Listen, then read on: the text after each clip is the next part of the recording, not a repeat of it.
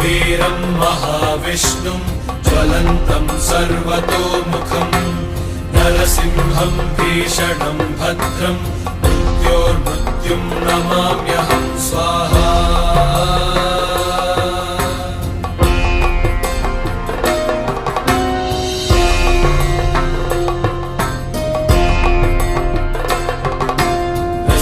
कवचं वक्ष्ये प्रह्लादेनोदितं पुरा सर्वरक्षाकरं पुण्यं सर्वोपद्रवनाशनं स्वाहा।